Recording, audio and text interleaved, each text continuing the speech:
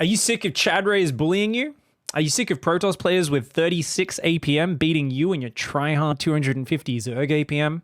I saw Dark do a build, guys, and I found a way to destroy the Protoss players. And even when things don't go right, I realize that if I make enough cheeky buttholes, aka the Nidus one, I guess these aren't cheeky. It's only a cheeky butt if it is got Swarmos in it. But if I make a lot of queens, I pop them out at my opponent's base.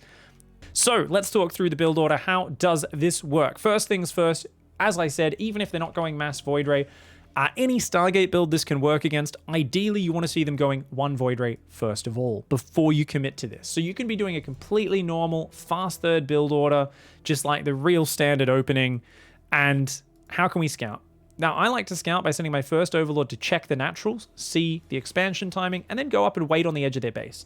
So if a Stalker runs up here, that Overlord can run away and hide while Zerglings run in the front. So notice I've queued 2 Zerglings, one down either side of the map. They're going to try to run in the base. And if these Zerglings get blocked, which they will in this game, notice they both get killed, the Overlord will fly through the main and sacrifice itself. Now, if that sounds a bit too advanced, maybe you guys are a little bit lower APM, maybe you're in Gold League, whatever the case may be, you can change this, make it a bit simpler. With that Overlord, you can basically just queue it to go to the natural and then go straight through the main base. That pylon is almost always in this area. So if you just queue it through the main base out the back over here or here, you're going to see where that second pylon is and just go sit over that pylon with the Overlord. And oh, there's a Stargate. Bam, that's the trigger. Let's do the build order. So what is the reaction when you see that it's a Stargate opening? And especially if you see that Void Ray building in there inside the Stargate, which you can, of course, train yourself to see that that's a Void Ray. First step is go to 3 minutes 30. That's when the reaction happens. So you need to have scouted by then. At 3 minutes 30, you want to put workers back on mining gas, which you've normally pulled off. And you also want to take a second gas geyser. Now, you also want to take your lair as soon as you can, which is usually just after that. And I was a bit late on it this game because I was doing a bit of a cheeky Zergling pressure. But if I made that lair right here about 3:30, 3:45, we'd have a very quick Nidus run. So once you do that, you then want to go into non-stop queen production. Now, I'm a little bit slow to start that in this game as well. Notice, once again, a bit busy with the Zerglings, bit busy with the droning, but the lair does start, and you're going to see then queen production starts up non-stop from when that lair goes down. In terms of droning, you don't want to build too many workers. Just 2 gas geysers, those ones we took, and just 2 full bases of workers is all you need. It's a really simple build order. 2 bases of minerals, 2 gases, non-stop queens, and when this lair finishes, we're going to drop a Nidus Worm and then make an Overseer at the same time. You want to control group that Nidus Worm, put it on something so that's really easy for you to just be looking somewhere on the map, select that control group, and put a Nidus Worm down. If you guys have never used Nidus Worms, it'll take a few games to get used to it. Just make sure you have a Nidus Worm control group. Doesn't have to be a super easy to reach control group. It could be like 6 or 7. As long as you can easily touch that, that'll be good. Grab your Overseer, and you want to send that immediately across the map. Notice I've sent my Overseer here and then here. The idea is we want it to be able to see the edge of the base so we can put Nidus Worms in, but we don't want to fly in vision of those Stargates where a Void Ray can pop out and kill our Overseer. It's really important we have this Overseer arrive early so that it can spot for our second or third Nidus Worm to go inside the main base of the opponent. Now, you want to, of course, once you've hit that worker count, once you're massing those queens, do nothing but mass Zerglings. You don't need a melee upgrade or anything like that. You want to mass Zerglings. You just want to attack, attack, attack, put pressure on, and throw a Nidus Worm a little bit further up behind. I threw that one there, hoping it wouldn't be spotted. You can see I'm throwing it here as well, hoping he's a bit too busy to notice. Now, I'm playing a 6k MMR, or actually he even hit 6.2, 6.3k, so like top 5, top 10 on the North American ladder, Paddy Mac. So he was really active and really good at shutting down these Nidus Worms. I actually was really slow there. I had a chance to pop my queens out, but I was too busy microing my Zerglings. That's a big missed opportunity. But in hindsight, I could have just thrown that Nidus Worm back here, and it 100% would have got up. The queens could walk up the ramp, and then we could throw another Nidus Worm down there. So essentially, try to be a little bit more conservative if your opponent's hunting down and shutting down the first one. Throw the next one a bit further back, and then go for one in the main. And rather than go there, it would have been really nice if I put that up on the very edge of the main base, because that's as far away as possible from where your opponent's focus is. A bit harder for them to take down. So this is a scenario where he did a great job of shutting down the Niduses, and I was in a lot of trouble. I was like, oh no, I think I've screwed this up. And this is most of my games recently. Now, why is this not going as smooth? Pig, show us a replay of you just killing the guy. Well, I did that for a few weeks and I got a lot of easy wins. I have a crazy win rate with this build. Even when I didn't even know the timings, I was kind of just making it up. I was winning every game. A lot of the Protoss players who play this style, they know I play this style to counter their Void Rays. And they're like, Pig, we're gonna make sure you can't build a Nidus Worm on our side of the map. And so the game becomes a bit of a shit show, like this one, where I've got to be a bit crafty with my Nidus placements. I've got to be a little bit quicker with that lair so I can hit the first one a bit harder and faster. And there's a whole lot of details you can add in there to make that work a little bit better.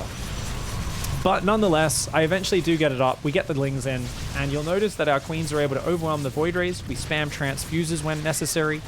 The Queens are always on a different control group to my Zerglings. Sometimes I don't even control group my Zerglings because this is naturally a messy situation.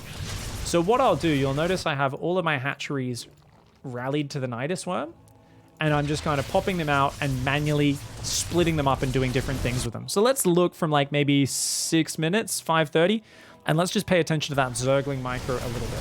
So notice whenever the Zerglings come in, I'm queuing them around to attack choke points from multiple angles. I'm splitting them up to attack pylons, shield batteries. Sometimes I'll have some attacking the natural, some attacking the third. If I get inside the base, I'll try and attack as many different areas as possible because Void Rays are slow, so anytime you're avoiding them, it's good. But also if you're just attacking in multiple areas, the Void Rays take a long time to clean up your Zerglings, and that's why you just want to constantly be splitting up their focus and attacking multiple targets. There, I ran in. Rather than A-moving, I clicked on those two shield batteries, took them down, I split some Lings behind. And even though some of these Lings are derping out, notice I've split Lings to the natural as well. Probes are getting picked off. I realize, wait a second, we killed the Adept in the wall. Get in there. And notice 4 Lings focused the pylon. The rest, I went right-click, shift, right-click on that pylon because I know that's where the production is. That's a really important area because that's the only thing powering the Stargates. So pylons are really juicy targets. Probes are the best target. But because he's a very high-level player, I knew he was going to run those probes, so I only used a couple Zerglings to go after the probes, and the rest splitting up on pylons. The other Lings coming in, attacking the third base. So you can see there's just a constant keep the Zerglings attacking multiple targets, just go around, box, click, box, click, box, click. And that is how you're going to do it. In terms of the Queen Micro, you want to make sure you don't go too far off creep. So let's take a little look-see. So we've got 10 Queens there versus 7 Void Rays. But there's more Void Rays about to pop. So that just became 9 Void Rays. It's a pretty close fight. The Void Rays do better than the Queens, but the transfuse is what makes up for it. Now, this is a dangerous scenario. Why is that? If you look at the formation of the Queens, they are off creep. So first things first, when you pop out of that Nidus Worm, immediately put a creep tumor down and then spread it. Sometimes I put 2 or 3 tumors down and spread them in multiple directions towards the third as well. But here is dangerous. Why? Because they're off creep. And notice these guys are really exposed. So even if they're all in a tight ball there, if he kind of clumps up all of his Void Rays on top of each other, he can fight just 1 or 2 Queens at a time. So notice he comes in here. I quickly try to pull back just a little bit. And I try to move some Queens over to the right so that I create more of an arc where all my Queens are fighting at once. Now I do end up turning to fight there, but look at that. He killed a Queen before I even landed a transfuse. So you got to be really quick on those transfuses. Once again, I let my units get lured forwards. So there's going to be a few times where it's okay if they're all clumped together, they're in a bit of a line, they're all shooting. But you want to be really careful about this. And you're going to notice those trades get really close on both sides.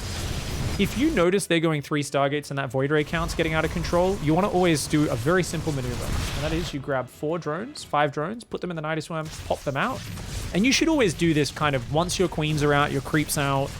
But if things ever slow down with the push a little bit at a moment like they did here, before those Lings cracked in at least, and if they're building a lot of ground units, you want to build 4 Spine Crawlers. If they're building a lot of air units, you feel you're going to get overwhelmed by Phoenix or Void Rays, you want to build a few Spore Crawlers. And you want to make sure your Queens stay with that static defense, because if you combine those static defense buildings and you kind of move them forward slowly with creep into their natural, you combine transfuse with that, it is an unbreakable, disgusting, disgusting setup. It's really hard for the Protoss to deal with.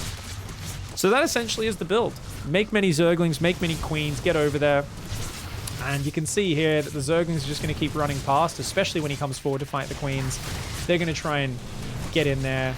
The Queens also try to focus fire where possible. And if there is a battery overcharge and you don't have enough queens to just do a crazy amount of damage all at once, you just want to run away and back off from them. Because battery overcharge is crazy. So here, I see battery overcharge. There's no way that just 8 queens can do enough damage to get through the rate that thing heals at. So I'm like, just get out of range of it. The Void Rays can be there and still getting healed. So I need to pull all the way back to the Nidus Worm until that shield battery goes down. If I had a bunch of Zerglings in here, I would click the Zerglings on that shield battery. Unfortunately, I've lost all my lings, so I can't do it. But focusing down shield batteries can be a real winning move in that scenario. In this case, I just had to pull the hell back, and more Zerglings go in to try to punish. They say, okay, if you want to fight my queens, well, you're going to lose all your probes. And those Zerglings splitting into the mineral line in the main, the queen's still fighting the voids at the front, and more Zerglings running in and doing a ton of damage. Let's go back here. So we watch the end of the game. He comes out. What is that? Hydralisks transition. This is plan C. You do not want this to happen. However, if you have to, plan C is take 2 more gases and a Hydroden. If you can build 5 or 6 more drones, so you're up at about 43, 44, that's okay. I didn't even do that this game. I was only on 37. But essentially, you're just going 2 base unupgraded Hydra because your opponent's in such a hamstrung position. If you can get out like 10, 15 Hydras with both upgrades, that's such a scary thing for Void Rays to deal with, for a handful of Gateway units to deal with, and it gives you a quick follow-up all-in. Technically, you could build 15, 20 drones, then go for the Hydras and do it off a bit of a bigger economy, be a little bit more defensive. That's totally valid as well. Either way, that's what I like to do in the follow-up. I find it's pretty damn effective. One last point, and that is the fact that if you're playing against these Stargate openings, they're often paired with something, and that is called Protoss being a greedy piece of crap. Now, for those who don't know, Protoss players who build Stargates in the current meta, and this is at my MMR, maybe it's different for you guys, but they like to go for a disgustingly quick third base. Check this out. Takes a third at 3 minutes 25. This is something I do not want to allow, even though it's kind of good because there's more places for me to attack with Lings and Queens. I want to slow them down and punish them for the fact they're trying to defend a third with next to nothing. So notice I have actually slowed down my drones, my lair, my extra gas, all these different little things that I mentioned as the build in this game were a little bit slow because I opted for an early round of Zerglings to try to cancel the third base, to try to pick off the Adept and get a bit of momentum going. You could commit really hard to this and bank even more on this and kill the Adept, kill the Pylon, and deny the next attempt to put it down if you want. I just did one wave of 12 Zerglings, and then I followed the build as standard from there. If you guys want to mix this in, this can be a really nice way to throw them off. And even if you don't do that early, just keep in mind, once you've hit your drone count that you need, your 38, 40 drones, rally your Lings across the map. Even well before the Nidus Worm's done, I'm in here looking for damage. I'm seeing if there's any units that I can surround. I'm going to try and split some Zerglings behind the mineral line is what I'd often do. That Adept's almost dead, so I don't even need to in this scenario. But if there was, say, 2 Adepts here, I'd grab these Zerglings and send them around to attack from the other side where they can get more surface area. Picking off probes, you can see those Lings. I'm just trying to create some chaos. I'm trying to slow down his extra production buildings and keep him distracted. So he's like, oh, Zergling harass. He's not thinking about the Queens and the Nidus. He's trying to go for gases 5 and 6 right now, which tells us he has no idea that he's about to be all in by those Nidus Worms. So this is a really awesome way of doing it. Now, we're going to show you another replay where shit hits the fan and things go kind of terribly wrong, and I thought I'd lost this game, but we're just going to fast forward through and look at a ridiculous scenario that it forces, because this is one of the funnest games I played recently. We're playing Zypher on Oxide. This game went for 20 minutes. It's not meant to go for 20 minutes, but it was another game where I actually wasn't able to crack through. And this one was a little bit different. I'm sure I made a few mistakes in here, so we can take a glance at it and just see exactly what went on. If I remember correctly, this player actually managed to get up. I know they got Tempest at some point, but I think they got a whole bunch of Zealots before that point. So I saw the Stargate, and I immediately was kind of like, yeah, let's come back in to confirm. And as soon as I saw that Void Ray, I was like, oh shit, okay. So because I scouted it kind of late this game, you're going to see that lair, that second gas, only down at 4 minutes and 5 seconds. So you can see that the build not hitting, it's not going to hit nearly as hard and fast as it should. So I said 3 minutes 30 is when you'd like to do that. And I've got more drones than normal. I'm up at 44 workers here. That's more drones than normal. So I'm going to have more queens. You go, oh, more queens, more lings is good, right? Not really, because we're letting our opponent get that third established and protected, and we're giving them more time to get more production behind it as well. So this is always really dangerous if you're a bit slow on making that read, which is why, like I said, just leave the Overlord over the Stargate, or even just react with this off seeing a Stargate alone. Don't even wait to see the Void Ray. And it's not the end of the world going for a slightly faster second gas and layer, dude. So anyways, you're going to see me come in, click the shield battery, and notice I keep microing those lings around the left-hand side to get surface area. So as soon as the shield battery's down, we're surrounding these adepts, but unfortunately there's 2 Void Rays there. So I'm losing a lot of Zerglings here, not very efficiently. But I am picking off the shield batteries. I am picking off a few probes now, so it's something. And this ling, I pull one Zergling back because I'm like, oh, we need to do the Nidus Worm. And this, I think, was actually the game where I came up with the rule about the Overseer morphing at the same time as the Nidus Worm. Remember, guys, Nidus Worm and Overseer, that Overseer should already be arriving over here to spot for a Nidus in the main base. But once again, this one's a little bit slow. So notice I keep flooding lings in. I'm just trying to whittle down this adept count, trying to make sure shield batteries don't get up. But it's been super inefficient because I've been so late on it this game. I let him get a third for free, but then I also just droned harder. My Nidus is slower than normal. But we're going to try and make it work nonetheless. So we've popped out a whole lot of queens. We're going to put down a tumor or two. Those queens will start marching forward now. One thing I didn't mention yet is how the hell do you actually get your queens in the Nidus Worm? Because I am reinforcing this. So something I like to do is I like to just periodically select my hatcheries, build queen, queen, queen, and a round of Zerglings. And what I'll do is periodically I'll go back to my hatcheries and I will actually box a queen, inject it, and then click it on the Nidus Worm, box a queen, inject it, click it on the Nidus Worm, box a queen, inject it, click it on the Nidus Worm. That's a little bit APM intensive. So if you find that really hard to do while microing on the front, that's okay. Let's be real. Most of the time you want to win with the first bunch of queens. It's just, if you can do that once, even if it's like, oh shit, I've got 2 queens at each hatch, bam, do some injects, get in the nice thing, blah, blah, blah, get in the, get in the Nidus, get the Nidus, then that's totally fine. As long as you are reinforcing queens, if things are slowing down, then that's important. Because if you just sit here, you're not doing critical damage, you're not reinforcing, you're going to be in a bit of problem. So notice I'm trying to bust through the wall. And I think at some point here, I'm realizing, well, this is not working out very well. But I've got a Nidus Worm up in the edge of the main. Shield batteries there, force fields, a solid wall with Void Rays behind it. I was like, man, this is not working out at all. So I send my lings over to attack the opponent's third, realize there are cannons finishing. Now, I really should have boxed those lings and shift-clicked those cannons before they finished making, and it would have weakened that area. Instead, I say, okay, let's just pop everything up into the main. I send some lings in the natural, more cannons and batteries. This is a disaster. The fact that there are cannons and batteries defending 2 bases, we've given him too much time to defend. And I'm like, I guess maybe I can kill the main base. So this game gets super weird for me. I'll mute the audio because I'm going to be going super fast forward. Once again, though, luckily, all 3 Stargates in the main base. We're going to take those down. But I end up in such a bad situation. My opponent still has 2 bases mining, 60 probes versus 30 now.